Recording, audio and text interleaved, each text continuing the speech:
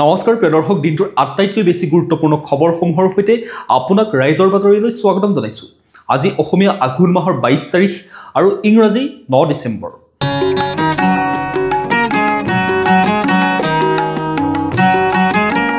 এতিয়া আহিছোঁ আমি প্ৰথমটো খবৰলৈ। Who is Post Malone? Post Malone হৈছে এজন আমেৰিকান ৰেপাৰ, গায়ক আৰু গীতিকাৰ যিয়ে নিজৰ সুকীয়া শৈলীৰে বিশ্বজুৰি লাখ লাখ অনুৰাগীৰ মন জয় কৰিবলৈ সক্ষম হৈছে। তেওঁৰ প্ৰকৃত নাম হৈছে আষ্টিন ৰিচাৰ্ড পোষ্ট আৰু তেওঁ 4 জুলাই 1995 চনত নিউয়ৰ্কৰ চিৰাকিউজত জন্মগ্ৰহণ কৰিছিল। 2024 চনৰ আগষ্ট মাহত পোষ্ট মেলনে নিজৰ প্ৰথম কাণ্ট্ৰি এলবাম F1 ট্ৰিলিয়ন মুকলি কৰে, যিটোৱে বিলবোৰ্ড 200 চাৰ্টত প্ৰথম স্থান দখল কৰে। উইকিপিডিয়াই এলবামটোৱে বেষ্ট কাণ্ট্ৰি এলবামৰ বাবে গ্ৰেমি বঁটাৰ বাবে মনোনয়নো লাভ কৰে। পোষ্ট মেলনৰ সংগীত যাত্ৰা 2015 চনত হোৱাইট ইভাৰচন গীতটোৰ জৰিয়তে আৰম্ভ হৈছিল। তেওঁ হিপ হপ, পপ, ৰক আৰু এতিয়া কাণ্ট্ৰি বিভিন্ন সংগীতৰ শৈলী একেলগে মিহলাই এক অনন্য ধৰণৰ সংগীত সৃষ্টি কৰিছে। তেওঁক আটাইতকৈ বেছি চিনি পোৱা যায় তেওঁৰ মিঠা কণ্ঠ, আৱেগিক গীত আৰু সকলো ধৰণৰ সংগীতৰ লগত খাপ খোৱাৰ কাৰণে। বৰ্তমান তেওঁ বিশ্বৰ অন্যতম জনপ্ৰিয় আৰু ধনী শিল্পীসকলৰ ভিতৰত এজন। এতিয়া আহিছোঁ আমি পৰৱৰ্তী খবৰটোলৈ।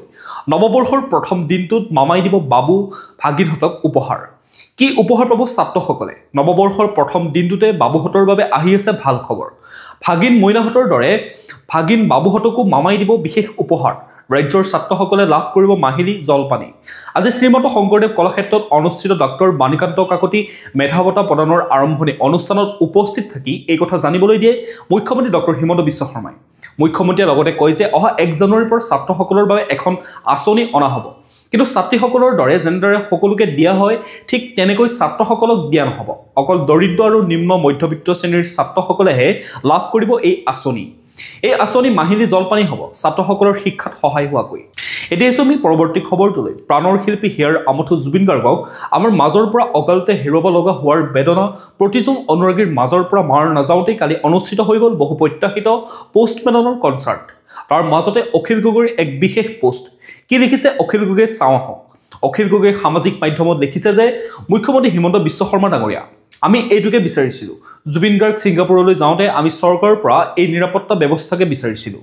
সেই বিশেষ দুখন ফটো পোষ্ট কৰি অখিল গগৈয়ে লিখে, অসমীয়াৰ হিয়াৰ আমঠু শিল্পীজনকো ছিংগাপুৰত উদ্যোক্তাসকলে মানে ভাৰত চৰকাৰৰ বৈদেশিক পৰিক্ৰমা বিভাগে অথবা অসম চৰকাৰে এই পৰিমাণৰ নিৰাপত্তা নহ'লেও ষ্টেট গেষ্ট এজনক দিয়া নিৰাপত্তা দিয়াহেঁতেন আমি জুবিন দাক নেহেৰুৱালোহেঁতেন। কিয় জুবিনদাৰ ক্ষেত্ৰত এই অন্যায় কৰা হ'ল? কিয় অসমৰ এই যুগৰ শ্ৰেষ্ঠ শিল্পীজনক ছিংগাপুৰলৈ নি নিথৰুৱা কৰা হ'ল? জুবিন দাক কিয় দায়িত্ব জ্ঞানহীনভাৱে যাৰে তাৰে হাতত এৰি দিয়া হ'ল? ইয়াৰ বাবে জাগৰীয়া কোন? বিভাগীয় মন্ত্ৰী পবিত্ৰ মাৰ্ঘেৰিটা নহয়নে ছিংগাপুৰৰ ভাৰতীয় উচ্চায়ুক্ত? নহয়নে আপোনাৰ চৰকাৰ আৰু সাংস্কৃতিক মন্ত্ৰী Bimal Bora? North East India ফেষ্টিভেলৰ শ্যামকানুৰ লগতে এই সকলো জেললৈ যাব নালাগিছিল নে মুখ্যমন্ত্ৰী ডাঙৰীয়া? আজি বিশ্ববিখ্যাত শিল্পী পোষ্ট মেলনক দেখি প্ৰতিজন সংবেদনশীল অসমীয়াৰ হৃদয় কঁপি উঠিছে। মাত্ৰ এবাৰ ৰাজ্যৰ প্ৰশাসনিক মুৰব্বী হিচাপে আপুনি ক'বনে চৰি জুবিন ক'ব নে ক্ষমা কৰিব অসমবাসী? পোষ্ট মেলনৰ নিৰাপত্তাৰ উদাহৰণ দি চৰকাৰক তীব্ৰ সমালোচনা কৰা দেখা গ'ল অখিল গগৈয়ে। প্ৰিয় দৰ্শক, প্ৰতিদিনে এনেধৰণে নিউজসমূহ পাই থাকিবৰ বাবে আপোনালোকে আমাৰ চেনেলটোৰ সৈতে সংযোগ হ'বৰ বাবে চেনেলটো ছাবস্ক্ৰাইব কৰি ল'ব আৰু নটিফিকেশ্যন বেল আইকনটো প্ৰেছ কৰি ৰাখিব। এতিয়া আহিছোঁ আমি পৰৱৰ্তী খবৰটোলৈ। ৰৈ ৰৈ বিনালে কনচাৰ্ট জুবিনৰ চাৰ্জশ্বিটক লৈ মুখ্যমন্ত্ৰীৰ গুৰুত্বপূৰ্ণ মন্তব্য। কালি গুৱাহাটীত অনুষ্ঠিত হৈ গ'ল আমেৰিকান পপ ষ্টাৰ পোষ্ট মেলনৰ বহু প্ৰত্যাশিত কনচাৰ্টৰ পূৰ্বে দেওবাৰে কেবিনেট বৈঠকৰ পিছত সংবাদ মাধ্যমৰ আগত মুখ্যমন্ত্ৰী ডক্টৰ হিমন্ত বিশ্ব শৰ্মাই বিভিন্ন বিষয় উত্থাপন কৰে। মুখ্যমন্ত্ৰীয়ে কয় যে আমেৰিকা, UK, শ্বিলং, ইটানগৰ, নাগালেণ্ড আদিৰ পৰা দৰ্শক আহিব। এনেধৰণৰ 4-5খন অনুষ্ঠান সফল হ'লেহে গুৱাহাটী, শ্বিলঙৰ দৰে কনচাৰ্ট অৰ্থনীতিৰ হাব হ'ব। সামাজিক মাধ্যমত জুবিন গাৰ্গৰ মৃত্যুক লৈ কিছু মহলে তোলা বিতৰ্কক লৈ মুখ্যমন্ত্ৰীয়ে স্পষ্টভাৱে কয় যে জুবিন গাৰ্গ জীয়াই থাকোঁতেই পোষ্ট মেলন আহিব বুলি সিদ্ধান্ত লোৱা হৈছিল। জুবিন গাৰ্গে কেতিয়াও ইয়াৰ বিৰোধিতা কৰা নাছিল। শিল্পীয়ে শিল্পীক বিৰোধিতা নকৰে। অসমলৈ আহিলে পোষ্ট মেলনে জুবিনৰ বিষয়ে জানিব। ইয়াৰ ফলত অসমৰ নাম উজ্জ্বল হ'ব। মুখ্যমন্ত্ৰীয়ে লগতে সংবাদ মাধ্যমৰ আগত জনায় যে এইখন অসম চৰকাৰৰ অনুষ্ঠান নহয়, স্থান সুবিধা দিয়া হৈছে, কিন্তু আমি আৰ্থিকভাৱে জড়িত নহয়। বুক মাই শ্ব'য়ে অনুষ্ঠানটোৰ দায়িত্ব লৈছে। এনেকুৱা 3টা দীঘলীয়া শ্ব' একেলগে অসমত আয়োজিত হ'বলৈ গৈ আছে। কাৰ্বি আংলং, ডিমা হাছাও আদিতো কনচাৰ্ট আয়োজন হৈছে। জুবিন গাৰ্গ অভিনীত অন্তিম ছবি ৰৈ ৰৈ বিনালে চাবলৈ বুলি সোধা সাংবাদিকৰ প্ৰশ্নৰ উত্তৰত মুখ্যমন্ত্ৰীয়ে কয় যে মই জানুৱাৰীত চাম। ডাক্তৰে জুবিনক সাগৰৰ কাষত নাযাব বুলি মানা কৰিছিল। ছবিখনৰ কিছু অংশ সাগৰত শ্বুটিং হোৱাৰ কথাই মোক চিন্তিত কৰিছে। অৱহেলাৰ ওপৰত আগলৈ তদন্ত কৰিব লাগিব।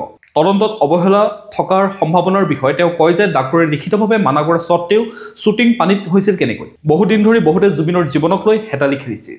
এতিয়া আমি পৰৱৰ্তী খবৰটোলৈ। মন্ত্ৰীগোটৰ প্ৰতিবেদন সংশোধন হ'ব, বিলম্ব হ'ব দিল্লীলৈ প্ৰেৰণৰ। ৰাজ্যৰ 6 জনগোষ্ঠীৰ জনজাতিকৰণৰ বিষয়ক মন্ত্ৰীগোটে অলপতে বিধানসভাত দাখিল কৰা প্ৰতিবেদন মটক জনগোষ্ঠীৰ এটা সংশোধনী গ্ৰহণ কৰা হৈছে বুলি সদৰি কৰে মন্ত্ৰী ডাক্তৰ ৰণোজ পেগুৱে। মন্ত্ৰীগোটৰ অধ্যক্ষ ডাক্তৰ পেগুৱে জনোৱা মতে প্ৰতিবেদনত মটকসকলৰ ঐতিহ্যৰ এটা বিষয় বাদ পৰিছে। সেইটো হ'ল মটক ৰজা সৰ্বানন্দ সিংহই বেংমৰা ৰাজ্য প্ৰতিষ্ঠা কৰাটো। ডাক্তৰ পেগুৱে লগতে কয় যে মটক সংগঠনসমূহৰ পৰা এই সংশোধনী আহিছে।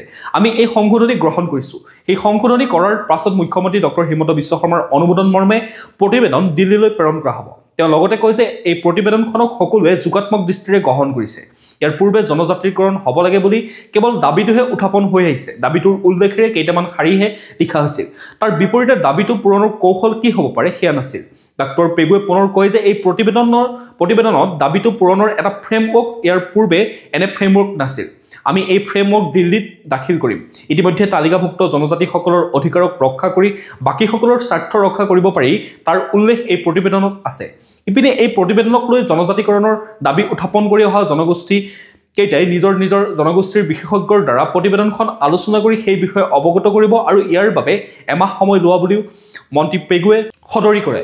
উল্লেখযোগ্য যে মন্ত্ৰীগোটে প্ৰতিবেদন দাখিলৰ 10 দিনমানৰ ভিতৰতে প্ৰতিবেদনখন দিল্লীলৈ প্ৰেৰণ কৰা হ'ব বুলি মুখ্যমন্ত্ৰী ডক্টৰ শৰ্মাই ইতিপূৰ্বে সদৰি কৰিছিল। সেই অনুসৰি যোৱা 29 নৱেম্বৰত অসম বিধানসভাৰ শীতকালীন অধিৱেশনৰ অন্তিম দিনৰ অন্তিম মুহূৰ্তত এই প্ৰতিবেদনখন দাখিল কৰা হৈছিল। প্ৰতিবেদন দাখিলৰ দেওবাৰে 7 দিন উকলি যায়। দিছপুৰৰ তথ্য অনুসৰি প্ৰতিবেদন কেন্দ্ৰীয় চৰকাৰলৈ প্ৰেৰণ কৰিবলৈ আৰু কিছু সময় লাগিব। বিশেষকৈ জনজাতি আৰু জনগোষ্ঠীবোৰে প্ৰতিবেদনখন বিশ্লেষণ কৰিবলৈ এমাহ সময় লোৱাত কেন্দ্ৰীয় চৰকাৰলৈ ইয়াক প্ৰেৰণ কৰিবলৈ অধিক দিনৰ প্ৰয়োজন হ'ব বুলি প্ৰশাসনীয় স্তৰত ধাৰণা কৰা হৈছে। এতিয়া আমি পৰৱৰ্তী খবৰটোলৈ। পাকিস্তানী মিডিয়াৰ নয়নৰ মণি হৈ পৰিছে গৌৰৱ গগৈ। গৌৰৱ গগৈ পাকিস্তান লিংকক লৈ সৰ্বত্ৰে চৰ্চা চলি আছে। এই চৰ্চা কেৱল অসমতে নহয়, ৰাষ্ট্ৰীয় পৰ্যায়তো হৈছে। কংগ্ৰেছ সাংসদগৰাকীয়ে ভিন্ন সময়ত সদনত উত্থাপিত কৰা বিষয়বোৰক পাকিস্তানী মিডিয়াবোৰে গুৰুত্ব সহকাৰে প্ৰকাশ কৰি আহিছে। মোদী চৰকাৰক তীব্ৰ কটাক্ষ, অপাৰেচন সিন্দুৰক লৈ গৌৰৱ গগৈৰ বক্তব্যক সময়ে সময়ে অধিক প্ৰাধান্য দি আহিছে পাকিস্তানী মিডিয়াই। মুঠৰ ওপৰত পাকিস্তানী মিডিয়াৰ কণ্টেণ্ট হৈ পৰিছে গৌৰৱ গগৈ। চলিত বৰ্ষৰ জুলাই মাহতো পাকিস্তানী মিডিয়াৰ নয়নৰ মণি হৈ পৰিছিল গৌৰৱ গগৈ।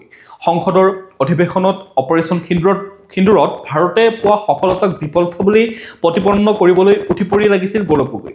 গৌৰৱ গগৈ সেই সময়ত সংসদত দিয়া ভাষণক লৈ পাকিস্তানী মিডিয়াই বহু বাতৰি পৰিৱেশন কৰিছিল। পাকিস্তানী মিডিয়াই গৌৰৱ গগৈক প্ৰশংসাৰে উপচাই পেলাইছিল। একে সময়তে গৌৰৱৰ ভাষণক আধাৰ হিচাপে লৈ মোদী চৰকাৰৰ বিৰুদ্ধে পাকিস্তানী মিডিয়াই চলাইছিল অপপ্ৰচাৰ। গৌৰৱ গগৈয়ে সেই সময়ত সংসদত দিয়া ভাষণসমূহ ৰাখিছিল, সেইসমূহ যেন পাকিস্তানী মিডিয়াৰ চুটলিপিতহে হৈছিল। গৌৰৱে কৈছিল যে ভাৰতৰ 5খন ৰাফেল বিমান যুদ্ধত হেৰাই গৈছিল। কেৱল সেয়াই নহয়, SIRক লৈ গৌৰৱ গগৈয়ে যিসমূহ টুইট কৰে সেয়া গুৰুত্ব সহকাৰে পাকিস্তানী মিডিয়াই অৰিজিনেল কণ্টেণ্ট হিচাপে প্ৰকাশ কৰে।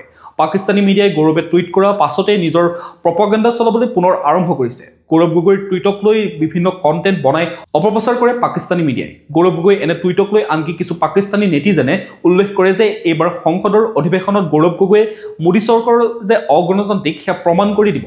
পাকিস্তানে ISI তেওঁলোকৰ মিডিয়া আৰু তৃতীয় শক্তিৰ জৰিয়তে ভাৰতৰ বৰ্তমানৰ চৰকাৰখনক অগণতান্ত্ৰিক বুলি প্ৰমাণিত কৰিবলৈ অহৰ্নিশে চেষ্টা কৰি আহিছে। পাকিস্তানৰ এনে কাণ্ড আন্তঃৰাষ্ট্ৰীয় মঞ্চতো ভাৰতৰ বাবে অতি উদ্বেগজনক হৈ পৰা সম্ভাৱনাই দেখা দিছে। যি সময়ত ভাৰতে নিজৰ শক্তি আন্তঃৰাষ্ট্ৰীয় মঞ্চত শক্তিশালী হিচাপে প্ৰতিষ্ঠা কৰিবলৈ সক্ষম হৈছে, তেনে সময়ত পাকিস্তানৰ এনে কৰ্মকাণ্ডই বিশ্বৰ সন্মুখত ভাৰতক দুৰ্বল প্ৰতিপন্ন কৰিব বুলি আশংকা প্ৰকাশ কৰিছে কূটনীতিবিদসকলে।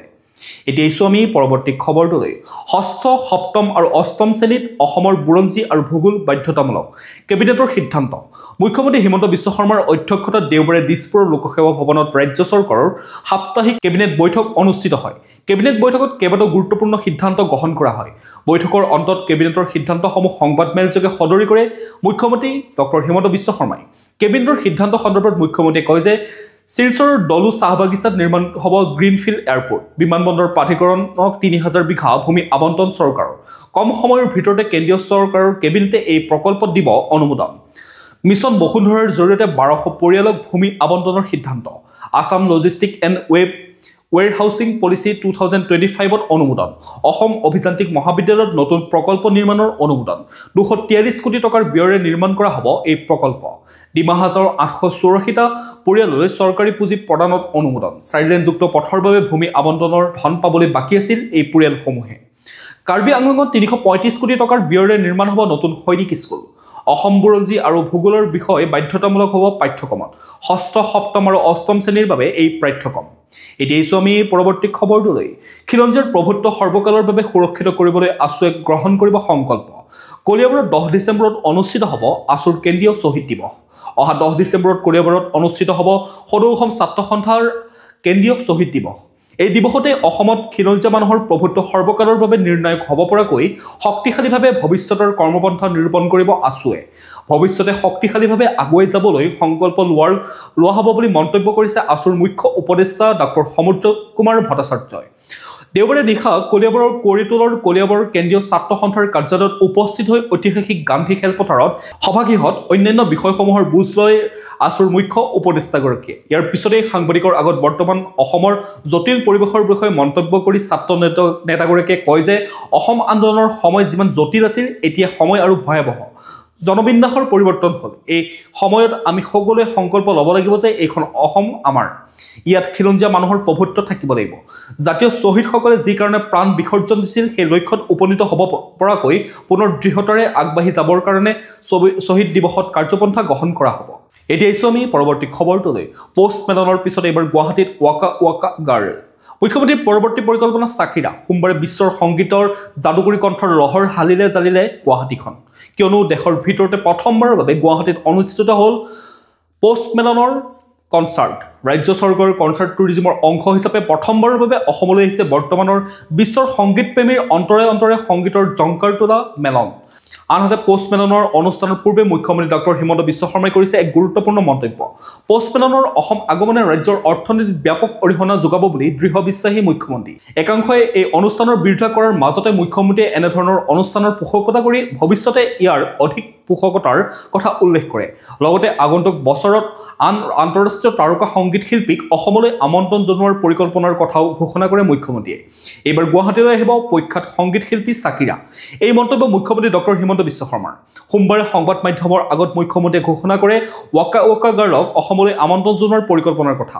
তেওঁ সংবাদ মাধ্যমৰ আগত কয় যে অহা বছৰ গুৱাহাটীলৈ আমন্ত্ৰণ জনোৱা হ'ব চাকিৰা এতিয়া এইছো আমি পৰৱৰ্তী খবৰটোলৈ ৰৈ বিনালে পাইৰেচি কৰি ৰঙাঘৰত সোমাল 3 যুৱক জুবিন গাৰ্গৰ সপোনৰ তথা অন্তিমখন ছবি ৰৈ বিনালে পাইৰেচি কৰি আৰক্ষীৰ জালত পৰিছে 3 যুৱক আৰক্ষীয়ে গ্ৰেপ্তাৰ কৰা 3 যুৱক ক্ৰমে ৰফিদুল ইছলাম মহম্মদ সাদ্দাম হুছেইন আৰু মৌচম গগৈ বুলি জানিব পৰা গৈছে অসম আৰক্ষীয়ে সোমবাৰে প্ৰকাশ কৰা এক প্ৰেছ বিজ্ঞপ্তি অনুসৰি ৰৈ বিনালে ছবিখনৰ প্ৰযোজক শ্যামন্ত গৌতমে CIDৰ চাইবাৰ আৰক্ষী থানাত দাখিল কৰা এজাহাৰৰ ভিত্তিত 12/2025 নম্বৰত এটি গোচৰত ৰুজু কৰা হয় এই গোচৰৰ ভিত্তিত পাইৰেচি কৰা তদন্তকাৰী বিষয়া 3 ব্যক্তিক চিনাক্ত কৰে অভিযোগমতে 3 ধৃত ব্যক্তিক সামাজিক মাধ্যমত ছবিখন পাইৰেচি কৰিছিল 20 নৱেম্বৰত কোকৰাঝাৰৰ পৰা ৰফিদুল ইছলামক গ্ৰেপ্তাৰ কৰাৰ পিছতে বেংগালুৰুৰ পৰা 6-7 ডিচেম্বৰত মহম্মদ সাদ্দাম হুছেইন আৰু মৌচম গগৈক গ্ৰেপ্তাৰ কৰা হয় আৰক্ষীয়ে প্ৰকাশ কৰা প্ৰেছ বিজ্ঞপ্তিত এই কথা উল্লেখ কৰা হৈছে এতিয়া জানি লওঁ আজিৰ দিনটোৰ বতৰৰ বতৰা ভাৰতীয় বতৰ বিজ্ঞান কেন্দ্ৰৰ তথ্য মতে 9 ডিচেম্বৰ 2025ৰ মঙলবাৰৰ দিনটো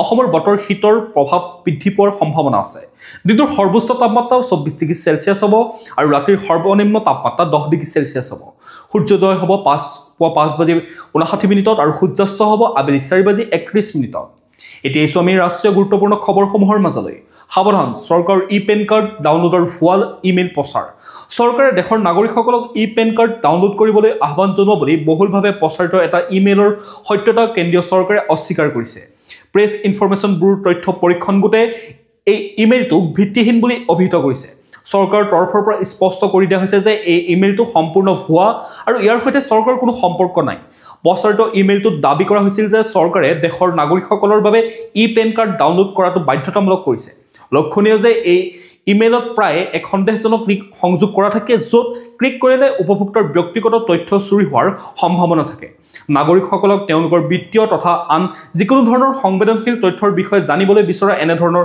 ইমেইল তথা লিংক ফোন কল বা SMS-ৰ প্ৰতি সঁহাৰি নজনাবলৈ গোটটোৱে সকলোকে আহ্বান জনাইছে এতিয়া আইছো আমি পৰৱৰ্তী খবৰটোলৈ চৰকাৰৰ লক্ষ্য আগন্তুক প্ৰজন্মৰ বাবে বন্দে মাতৰমৰ মৰ্যাদা ঘূৰাই অনা প্ৰধানমন্ত্ৰী মোদীৰ মন্তব্য সংসদৰ শীতকালীন অধিৱেশনৰ 6ষ্ঠ দিন অৰ্থাৎ সোমবাৰে লোকসভাত বন্দে মাতৰমৰ 150 বছৰীয়া জয়ন্তী সন্দৰ্ভত বিতৰ্ক হয় আলোচনাৰ আৰম্ভণিতে প্ৰধানমন্ত্ৰী নৰেন্দ্ৰ মোদীয়ে বন্দে মাতৰমক ভাৰতৰ স্বাধীনতা আন্দোলনক শক্তিশালী আৰু অনুপ্ৰাণিত কৰা শক্তিশালী মন্ত্ৰ আৰু শ্লোগান বুলি অভিহিত কৰে প্ৰধানমন্ত্ৰী মোদীয়ে চৰকাৰৰ লক্ষ্যত গুৰুত্ব আৰোপ কৰে যে বন্দে মাতৰমৰ স্বাভিমানক আগন্তুক প্ৰজন্মৰ বাবে পুনৰ প্ৰতিষ্ঠা কৰা হ'ব প্ৰধানমন্ত্ৰী মোদীয়ে লগতে কয় যে বন্দে মাতৰম হৈছে ভাৰতৰ স্বাধীনতা সংগ্ৰামক শক্তিশালী আৰু অনুপ্ৰাণিত কৰা সাহস ত্যাগ ভক্তিৰ পথ দেখুওৱা এক মন্ত্ৰ বা শ্লোগান বন্দে মাতৰম 150 বছৰীয়া সম্পূৰ্ণ হোৱা সাক্ষী হোৱাটো গৌৰৱৰ বিষয় এয়া এক ঐতিহাসিক মুহূৰ্ত তেওঁ আৰু লগতে কয় যে আজি এই পবিত্ৰ সদনত বন্দে মাতৰমক স্মৰণ কৰাটো আমাৰ সকলোৰে বাবে এক বৃহৎ সৌভাগ্যৰ কথা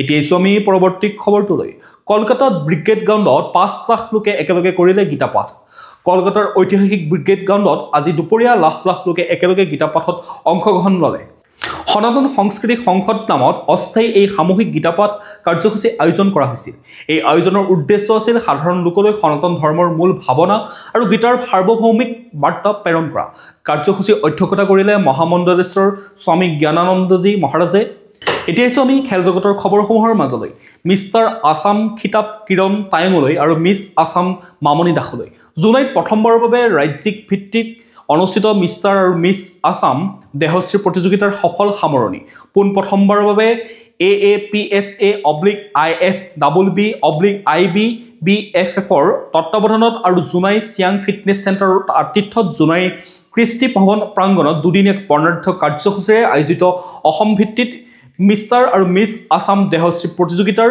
দেওবাৰে সফল সামৰণি পৰে প্ৰতিযোগিতাখনত senior body building junior body building পুৰুষৰ শৰীৰ চৰ্চা classic body building master body building আৰু মহিলাৰ শৰীৰ গঠন সহ বিভিন্ন শিতানত অসমৰ বিভিন্ন প্ৰান্তৰ পৰা অংশগ্ৰহণ কৰে কেইবাশ প্ৰতিযোগীয়ে এবাৰ মিছ আৰু মিষ্টাৰ আসাম দেহশ্ৰী প্ৰতিযোগিতাত মুঠ 17টা শিতানত প্ৰতিযোগিতা অনুষ্ঠিত কৰা হয় উক্ত প্ৰতিযোগিতাত মিষ্টাৰ আসাম খিতাপ দখল কৰে জুনাই সমজিলাৰ সন্তান কিৰণ টাইঙে আনহাতে মিছ আসাম খিতাপ দখল কৰে তিনিচুকীয়াৰ মামনি দাসে লগতে মহিলা ফিটনেছ মডেল খিতাপ অৰ্জন কৰে সুকন্যা দত্তই এতিয়া আইছো আমি আন্তঃৰাষ্ট্ৰীয় গুৰুত্বপূৰ্ণ খবৰসমূহৰ মাজলৈ 5 দিনীয়া ভ্ৰমণসূচীৰে ভাৰতলৈ আমেৰিকাৰ অবৰ সচিব এডিছন হুকাৰ ভাৰত ৰাছিয়া আৰু আমেৰিকা এই তিনি শক্তিধৰ ৰাষ্ট্ৰৰ মাজৰ ত্ৰিকোণীয় সম্পৰ্ক ক্ৰমশ জটিল হৈ পৰিছে মাৰ্কিন ৰাষ্ট্ৰপতি ডোনাল্ড ট্ৰাম্পে ভাৰতৰ ওপৰত অতিৰিক্ত শুল্ক আৰোপ কৰা ভাৰত পাক যুদ্ধ সন্দৰ্ভত বাৰে বাৰে মধ্যস্থতাৰে যুদ্ধৰ অৱসান ঘটোৱা দাবী আৰু কঠোৰ অভিবাসী নীতিৰে